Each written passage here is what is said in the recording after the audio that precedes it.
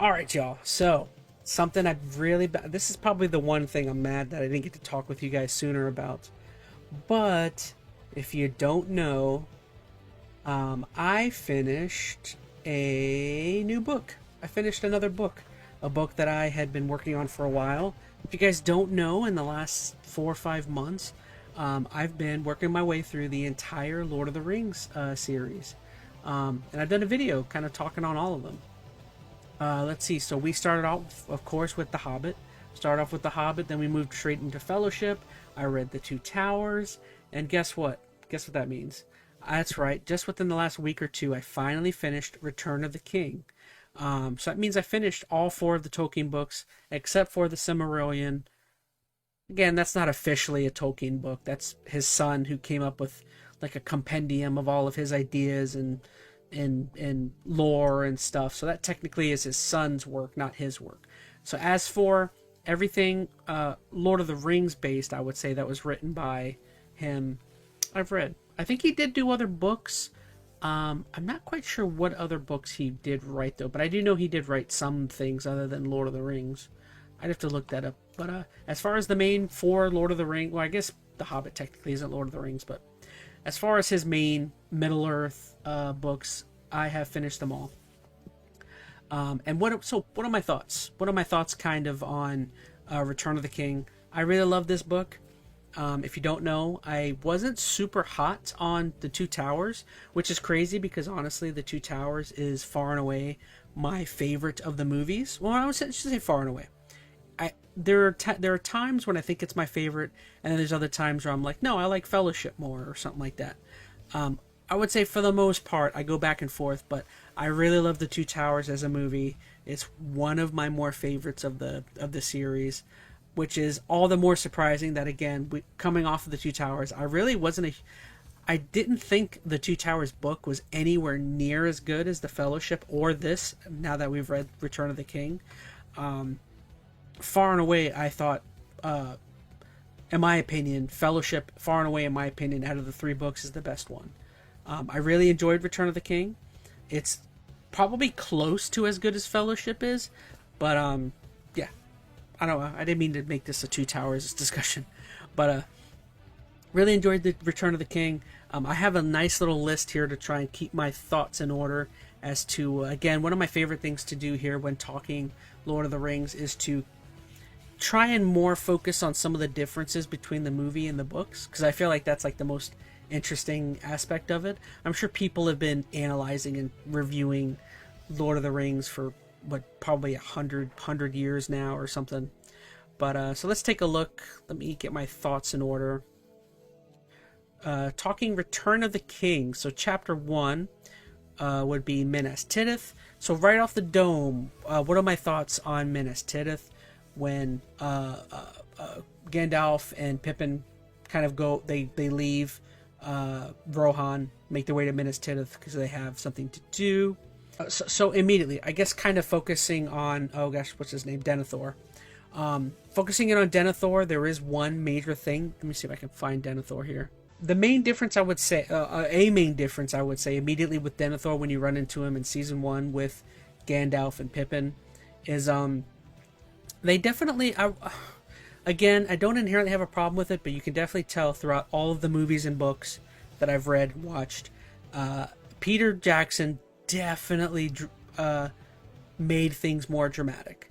There are a lot of different plot elements that are over exaggerated, or there's a ton of drama and emotion thrown in, which again, Peter's whole goal with the movies was to, he's trying to movie him. He's trying to make them as cinematic and as drama filled as he can.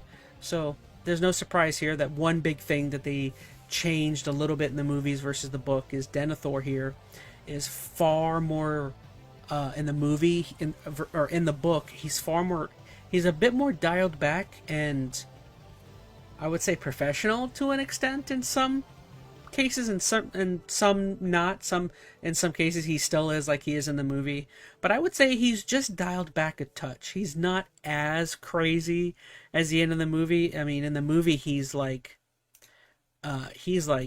totally crazy. Remember, there's the scene of him eating the baby the baby tomatoes or whatever, and he's like sitting there like, I don't think that's even in the book. I don't remember him sitting there and eating disgustingly, slobbingly, smashing those things between his nasty teeth. And he does come off as more regal, I guess, in a way. Regal in terms of like, you can see how he could be kingly or be a king in the book versus in the movie. In the movie, I don't think there's ever a moment of you being like, oh, this guy could be, yeah, I can see why he's king. Or, yeah, there's not one single moment like that. But in the book, I definitely think there's some parts where it's like, oh, okay, I can see. He's very smart, very intelligent. He's just corrupted, which I think that's probably the best thing that that you could have done in the book, is show that he is a flawed individual, but is extremely intelligent, does have battle prowess. There's multiple times when it's referenced his how he has been in wars, has fought himself. He's just been corrupted, and he even admits at one point that he's been corrupted mainly through a Palantir, same as SORUS. But yeah, I like Denethor. I think I like Denethor more in the book, because I like that he is made to actually be a king, which he's supposed to be, the king of Minas Tirith. So that is one thing I liked. Denethor, I at least felt like was an improvement over himself than in the movie. The next chapter would be the passing of the Great Company. So if you don't remember, in the movies, Aragorn, Gimli, and Legolas, they end up going into what was it called? I forget the exact. The Path of the Dead, which is like this little cave system within an area, a side of a mountain that like a lot of people don't go into because people don't come out. And essentially the whole thing is that Aragorn is trying to, because he is the rightful heir of what's his sword? Anduril. He is the rightful heir of Anduril. He is the rightful king. He is the son of Isildur, or a descendant of Isildur. He is a descendant of the men of Numenor and stuff.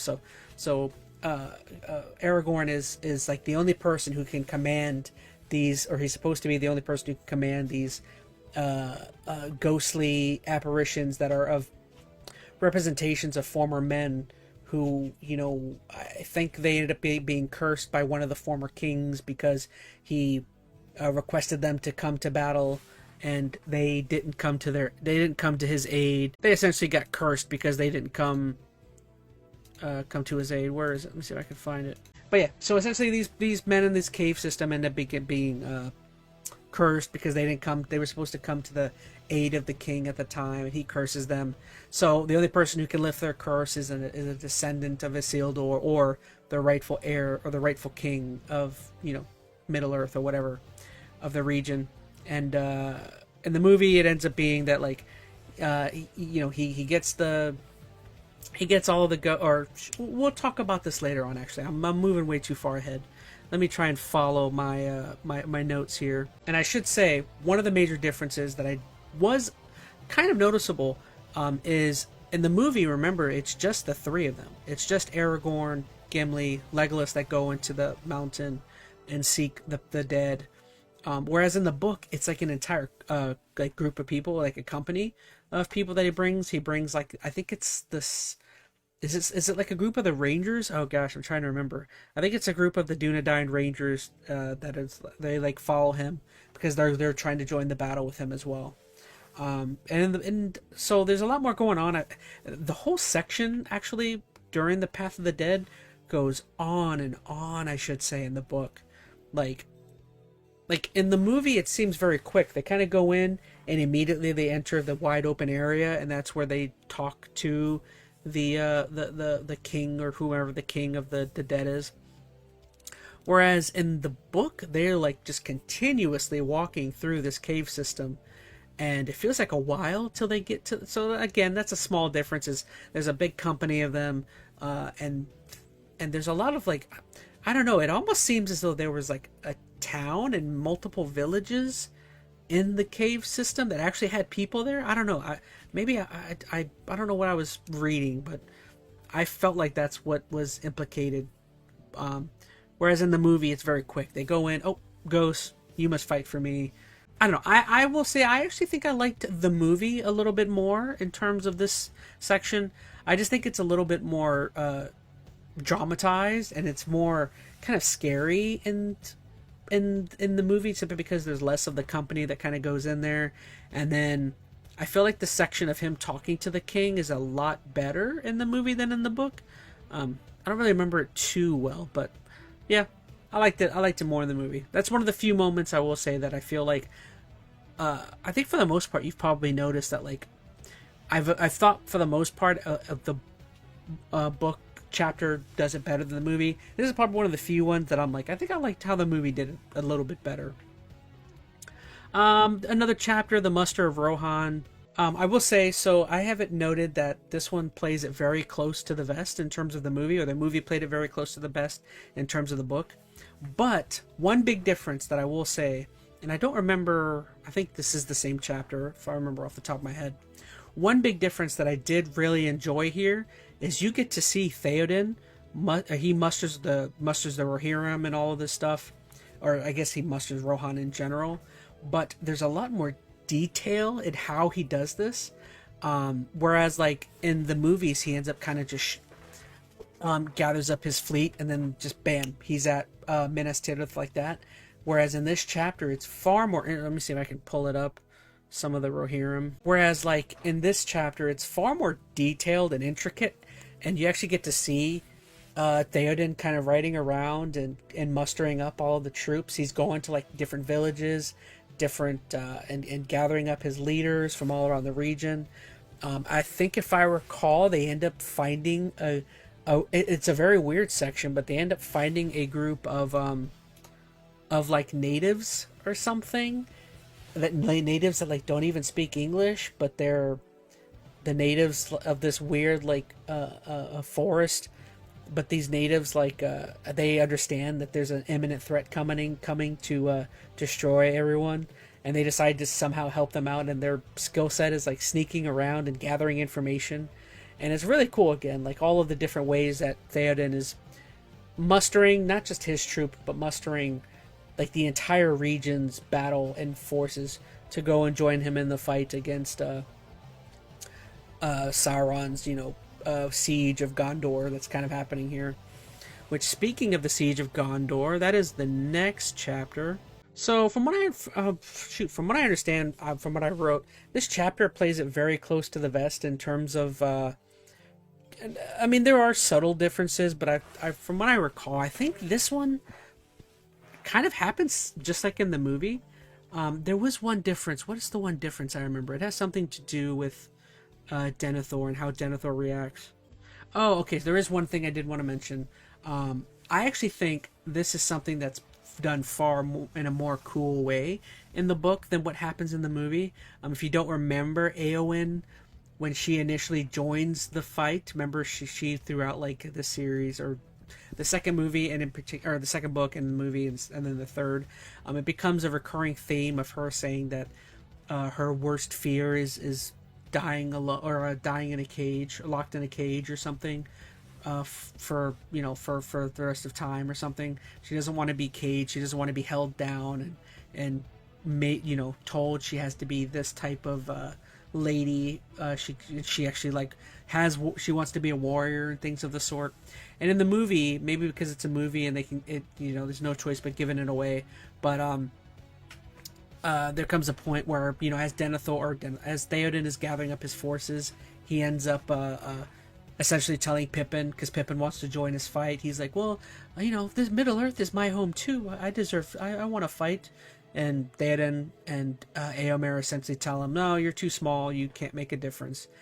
And it ends up being a really cool rallying cry of like, as he's like being let down about joining the fight, Éowyn shows up in a costume, like a warrior's costume, and her and Pippin kind of are on this same horse, kind of riding into battle, and it ends up becoming this really cool like unifying thing between them two, where it's like they're both, one's a woman, one's a short hobbit.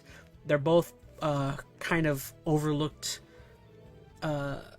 I'm not say overlooked because she is. They're both important, but in terms of like being the stereotypical battle hardened male warrior, you know, they don't quite fit those roles. And it ends up just being this really cool unifying scene where Eowyn picks him up, and she goes, ride with me or something, and he goes, my lady or something, and it's like this really cool camaraderie building thing where they're both going into battle, something that, you know, they haven't been told they should is something they shouldn't be doing. Where when this is more what now in the movie, it's more obvious that this is Eowyn that picks him up as she's riding by him. But I will say in the book, why it's more interesting is it's far easier to keep up someone's costume or someone's. It's far easier for someone to hide their identity, and it's way more cool because I don't remember the name of the character, but there's this random character name, and this person picks up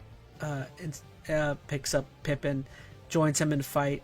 And throughout the Battle of Pelennor Fields, it's really cool because Pippin is fighting with this person who he thinks is another warrior. And I think he even admits, he says, oh, the warrior's has a fair face or something, kind of, you know, alluding to. But and you don't end up finding out that it's actually Eowyn until like way later in the fight, versus in the movie you kind of know the whole time, oh, it's Eowyn, you know, she's joined Pippin with the fight.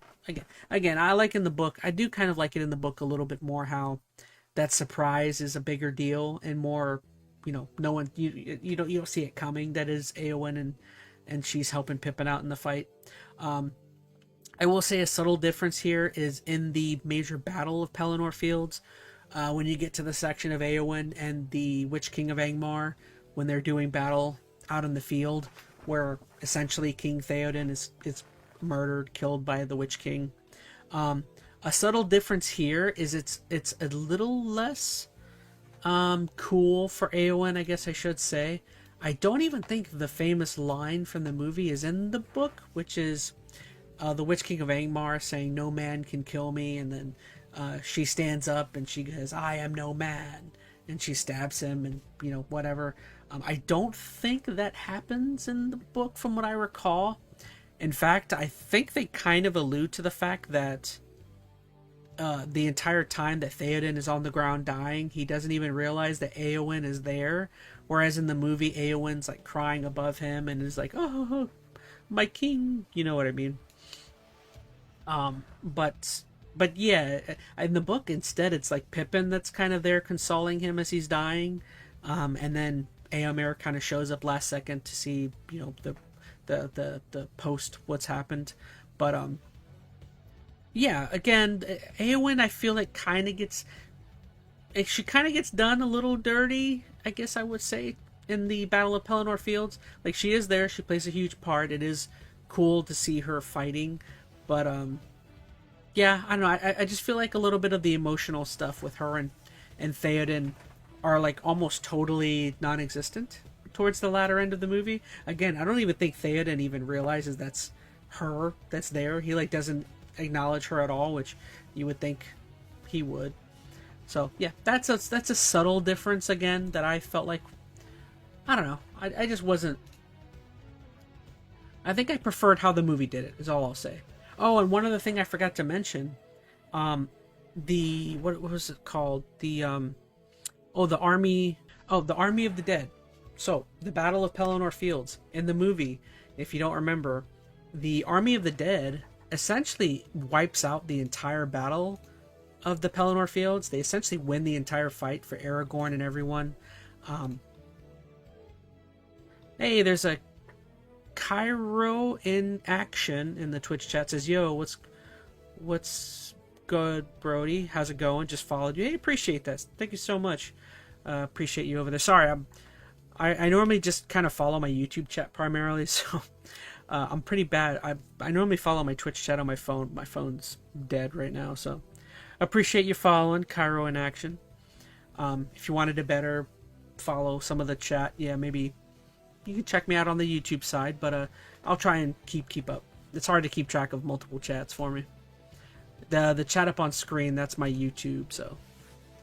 But we're just chilling. Today's my Thursday night, and typically on Thursday night we kind of just shoot the you know what, mess around. Um, oh yeah, but as I was saying, a big difference between the book and the movie is essentially the Army of the Dead. They don't win the entire in the book. They don't win the entire battle for Aragorn. Essentially, from what I recall, I think the Army of the Dead is only utilized to take down the boats of incoming human soldiers that are coming in, and that's essentially all they do. I think he kind of. I don't even think they actually make it to the ghosts make it onto Pelennor Fields. In fact, I would say a large amount of the battle, by the time Aragorn and the others get there, largely the battle is like close to the end already. Which again, a little different than the movie. In the movie, when Aragorn and them get there, the battle is like underway and is in the middle. I feel like when Aragorn and them get there, the battle is like mostly over. And don't get me wrong, they still play a huge part because them and the them and the Army of the Dead like take out like a large amount of ships that are coming in from a specific direction, and those ships could end up turning the tide in the fight. So I'm not saying that the Army of the Dead don't play a big role. They do, but they just don't win the entire fight for everybody, which is interesting. Because remember in the movies, the Army of the Dead just kind of shows up, and then it's like, boom, battle's over. They win it all for everybody. But yeah, that's one subtle difference. I guess which one would I say I liked more? I don't know if it really matters all that much. I guess it's more it's a little cooler to kind of see the Army of the Dead kind of running through the battle and taking out everybody. So maybe I'll say maybe it's a little more cool to see the Army of the Dead do its thing. It's definitely more high action packed. Yeah, I'll skip the Pyre of Denethor. I feel like that was fairly close to the book. Okay, so we're going to touch on the House of Healing chapter. So this chapter, from what I recall, is largely a lot of the post events of the fight. Why this chapter I would say is fairly important is I would say versus the movie, they play up the relationship between Faramir and Éowyn much more here. Again, in kind of the movie, it feels kind of sudden. There's just this one scene where Faramir is like looking. I think he looks upon Éowyn kind of longingly, and that's really all I remember in the movie. And then the next thing you know, they're dating or they look like they're in a relationship. Whereas here in the book, it's like a very extended section of them, of him, of Faramir like consoling her. Because remember, she's coming off Pippin and Faramir are also coming off of like near-death experiences, and they're like very affected by the battle. Faramir because his father Denethor almost kills him by burning him alive. Éowyn, of course, because when she goes to stab the Witch King of Angmar, she essentially becomes cursed by when he dies, he passes on some sort of curse through the sword. Same thing with Pippin. Pippin is also cursed by the Witch King of Angmar because he stabs him in the leg, and that stabbing curses him as well. So all three of them kind of build like a certain level of camaraderie because they're all afflicted by something, and they're all healed also by Aragorn, which is kind of cool. He like plays like a doctor in this scene or in this part. But yeah, like I said, that's really the only big thing is that I feel like the relationship between Faramir and Éowyn is it's just better here. There's far more of them talking, of you can definitely see like the personalities coming out between the two characters. Éowyn is clearly like the more emotional. She wants to not listen and kind of do her own thing, kind of not heed her like doctor's orders and stuff. And Faramir is much more kind of even keel. He's the more I don't say more, but he's a very thoughtful person, and he's just like, listen, you want to try and help out, but in your state you would be doing less than, or you would be more of a hindrance right now. Why not take some time, rest up, listen to your doctors, and that'll speed in how quickly you can get back in and help us out with fixing everything. And he really placates. He really plays into like he's just I really enjoy Faramir. I feel like Faramir in the movies got kind of done a little dirty. I feel like here he's far more just like he's like a very he's just very kingly. I can't think of another word. He's a very astute. He's very like thoughtful, I would say. Um, he clearly like cares about Eowyn, and I mean it happens very. It's still in the book. It still happens fairly fast, but I feel like just um, as opposed to his brother um, Boromir, I feel like Faramir is definitely he just comes off as more kingly. I don't know. Boromir is definitely the better fighter, but like I feel like in the books they play Faramir to like it's almost weird. Like here, I feel like it's more a weird seeing why his father treated him the way he did. When it's like Faramir is a pretty kingly guy. I don't know why he didn't get as much recognition and love as you might think. But yeah, that's all I had for that. All right, you know what? Let's just go straight to one of the more interesting aspects. I would say, I will say one of the biggest. I almost said hugest. One of the biggest differences between I would say the book and the movie, and something that I think was a huge mistake not to include, is a lot of the stuff that pertains to post. So I mean, again, I'm not going to get into the specifics. We all know ring gets destroyed, good guys win, but kind of jumping ahead in the future, there is an entire section of kind of just there's multiple chapters of detailing the post events and how things wrap up and conclude and stuff of the sort. And what is super interesting here, again, this is something that I cannot believe was left out of the movie. Again, I understand Peter only had a certain amount of time for directing, probably was told to keep the movie a certain length, but so as it turns out, I will say, the Ents and the Tree Folk, they were meant to keep Saruman stuck in the tower, right? Oh gosh, I can't think of the name of the tower. I don't know. In the big tower, I can't remember the name of the tower. But as it turns out, the Ents end up kind of being like, well, we're not very mean or something. And as it turns out, Saruman and Wormtongue end up getting out and taking off, right? And so all of our heroes, their entire company, they're all returning back to their homeland. They're all going back. Some to well, the hobbits are obviously going back to the Shire, and some are returning back to. Gosh, I can't think of the name. Wow, I'm too tired for this. What is the place where Elrond lives? It's Rivendell. Oof. Some are returning to Rivendell. Others return to the Shire. Everyone's going back to their home. Aragorn is deemed king. Him and Arwen finally, they tie the knot. Eowyn and Faramir tie the knot, and Aragorn stays with he stays to rule Minas Tirith. He's now the king of Middle Earth and all that goodness, right?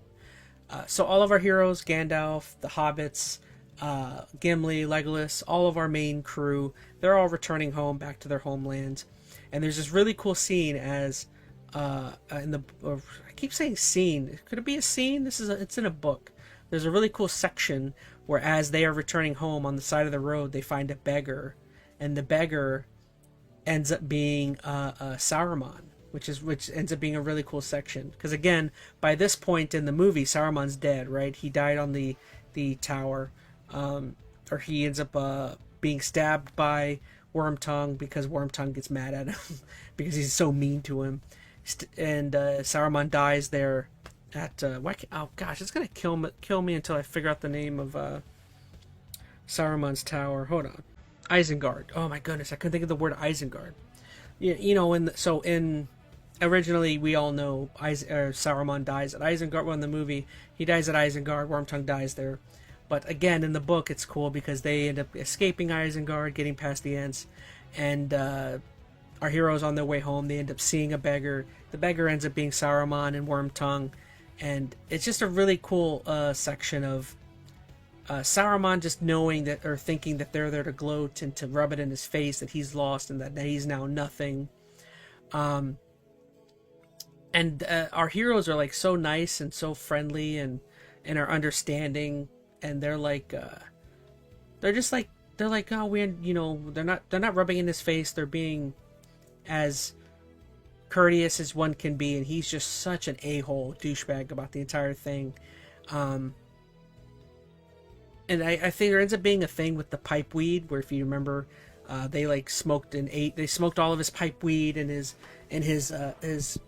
beef jerky and his ale or whatever that was he was storing at Isengard, or Pippin and Mary, you know, consumed all of that, and he ends up being like super butthurt about this. And Mary, I think, ends up being apologetic and offers him a bag of pipe weed that they took from his storage, and he like takes it and then like immediately curses them out. Like, he's just like such an a-hole about the whole thing, and he like curses them on their when he's leaving them, and talking about how they're gonna get what's coming to them and stuff of the sort.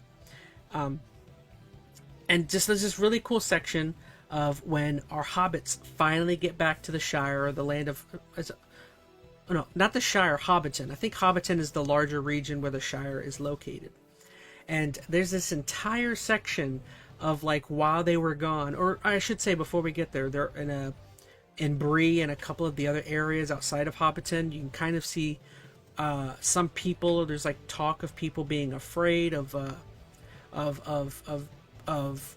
like, not bandits, but there's just like a weird tension, and everyone's on edge because it's almost like a police state or something that's kind of happening here, which is kind of interesting. So everyone's on edge, like there clearly is something wrong. So our friends, when they get back to Hobbiton, they immediately find out that there's been like a hostile takeover of like some sort of dictator or something for the region, and he is like taking all the resources. Again, all this is excluded from the movie, but he is like taking all the resources. He's choosing what people can sell, what they can't sell, what they can do during the, you know, at all times essentially. And he has like roving gangs or groups of humans, like full-size men, that are kind of walking around and are acting like Gestapo, like police, you know, kind of going around and taking people's resources, roughing them up if they feel like it. And it's just very cool. It's very interesting. I mean, once again, you can kind of definitely see, if you don't know J.R.R. Tolkien himself, I guess, kind of speaking on Gestapo. I don't know why it kind of ties in, but if you don't know, J.R.R. Tolkien was a veteran himself, you know, in his younger days. I think he was in World War I or World War II, so you can definitely see when he was writing some of this stuff, you can definitely see like the connection between World War, you know, some of the world wars of the time. You can again, I mentioned Gestapo, which now that I think about it, that could very well where he pulled the inspiration for what's going on in Hobbiton at this point in time. He could very well have been looking at things like Gestapo and dictators and stuff. But it's just very interesting because like the hobbits are essentially almost enslaved, not enslaved, but very close to it. And all the hobbits in the Shire and everything, they all like answer to like this new head honcho that's stepped in and is ruling the region. And it ends up just being this oh gosh, why this section is so important that it makes me upset that it was left out of the movie. Why it's so cool and why it's so important is it shows like the character progression of the hobbits at this point. If you don't remember, when they leave the Shire, the four of them, they're all kind of, they're not warriors, they're like regular farmers, or I guess farmer in terms of Sam, but some of them are farmers. They're all just regular town folk who aren't like super macho, you know, fighters. And when they come back to Hobbiton, when they come back to their home area, being like completely ran by like a Gestapo dictator like regime or something that's kind of happening there, with like you know, again, roving gang members who are collecting revenue from people because they owe it, or they're saying, no, this store, we don't want you selling alcohol anymore, because all the alcohol we're taking for ourselves, which again, that's essentially what's happening here. But essentially why it's so cool, why the hobbits why this chapters are so cool. This chapter, I should say, is so cool is because it shows the character progression. Like when the four hobbits come back, they like enter this region and are like adorned in this very expensive and wealthy battle armor that's gifted to them from kings of kings, like people like Aragorn and stuff. So they are like entering the Hobbit or the Hobbiton in like ultimate warriors attire and gear. So they look really cool. They look really tough. They have like great swords, great armor, and everything. And it's just really interesting because like they end up dealing with a couple of the larger, again, the people that are like running this area are like full size humans. They're not like hobbits. So there's a reason why a lot of the hobbits and Hobbiton are afraid of these guys, because they're huge, they're gigantic, they're huge people to them, and they're aggressive and they're jerks and running everything, ruining everything as well. And it's just cool because there's a section of like the hobbits, our four friends, like they're almost like puffing their chest out a little bit, and I wouldn't say they're being jerks about anything, the hobbits, but they're very not assured, they're very sure, they're very confident, they're extremely confident, because now they're like, again, they're not a-holes about this, but they're just like, they know that what's happening here is wrong, they know it's not how the region's supposed to be, and they want to change it, and they just know that they have to fight to change it.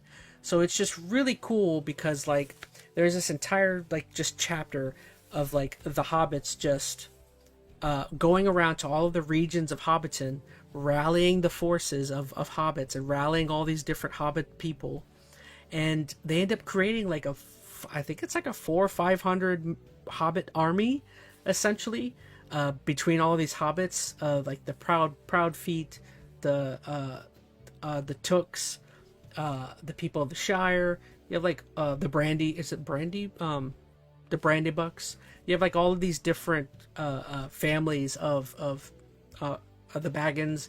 You have all these different families of hobbits from the different regions, and it's really cool just to see like they like rally the troops to gather all these people who are tired of being oppressed, essentially.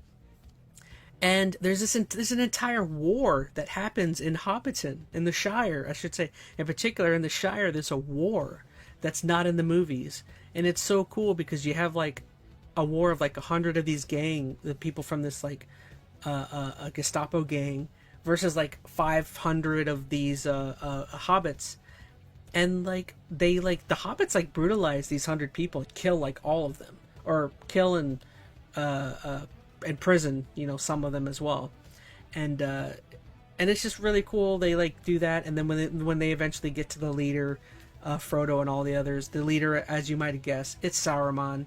Saruman and Wormtongue end up being like the head honchos of this whole thing. So essentially, after leaving, although the timing's a little weird how Saruman was able to get there before, maybe he already was there before they found him on the trail. But yeah, Saruman ends up being the ringleader of the entire thing, and then the events that happen at Isengard essentially happen here. They end up not killing him and telling him, you need to leave and we better not see you ever again. And he ends up brutalizing Wormtongue for the last, and which ends up being the last straw. Then, as we know from happens in the movies in Isengard, Wormtongue gets tired of him, goes up, stabs him, kills him, and then Wormtongue gets shot by people with arrows, or hobbits with arrows, because they're like, oh no, he just killed a guy. So there you go. And that's how that story comes to a conclusion. Everything else at the end of the book, it happens exactly the way in the movie, I would say. Yeah, when it comes to him passing into oh gosh, I can't think of the name of oh, did I get rid of my notes? No, my notes are right here. The Undying Lands. Is it the Undying Lands? The Grey Havens. Isn't that the Undying Lands? I can't remember. But yeah, essentially everything in the final chapter or two are exactly like the movie. The Undying Lands, the Grey Havens.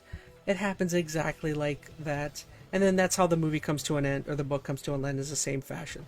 Now I will say one last thing. This is my last, I'll be very quick.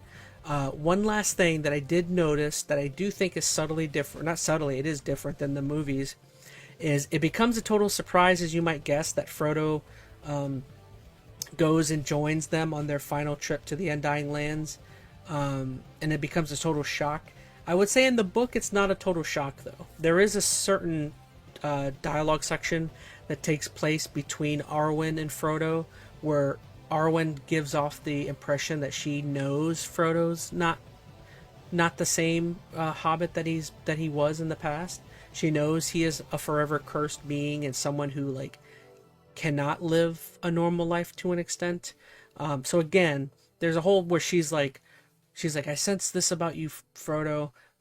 Just know, if you want. She ends up saying she ends up essentially just extending. You can join us if you'd like. You know, if you don't feel like you can continue on here. You know what I mean? And I'm still glad in the movie that they didn't have that, just because it kind of takes away a little of the surprise at the very end of the movies and series. So yeah, that's it. That's all I got. That's the last thing I could think of that's like a huge difference. Gosh, I gotta just talk to you guys about this. Was a crazy ordeal for me. I had been wanting to, because again, I have read Fellowship of the Ring before, but that's about it. I had never read the rest of the books, so I can't tell you how awesome this is that I finally got to read everything. I read The Hobbit, Lord of the Rings, Two Towers, Return of the King, and did a video breakdown of like talking about all my thoughts on like each of them, which I can't tell you how cool this has been. If there's anything, you know, of taking that extended break of not working, that's like one of the things I'll always remember is like I got to read my favorite books. You know, well, at the time it may not, but now it already was my favorite movie series of all time, but now it's probably my favorite book series. So cool. I had a lot of fun. Hopefully you guys had fun seeing me ramble on and on and on about this series. I promise you, I'm going to move on to something else. I'm not starting the Silmarillion anytime soon. That's probably something I will read eventually, but not anytime soon. Silmarillion, I feel like will be that's its own thing that I'm not gonna worry about for now. But yeah, I'll let you guys know what I decide to start reading next. Now that I finally got this chat out of the way, maybe I can start reading. Tell you what, I'll start a new book probably Saturday. I think Saturday night I'll start my next book. We'll see. I'll give it away. One book I'm thinking about reading. This may be too political for you guys, but I bought the book 1948, George Orwell. That's something that I've been wanting to try reading at some point.